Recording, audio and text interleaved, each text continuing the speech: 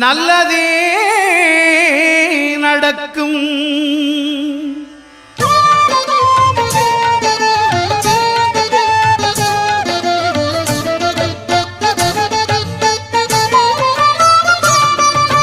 9 கோளும் ஒன்றாய் காண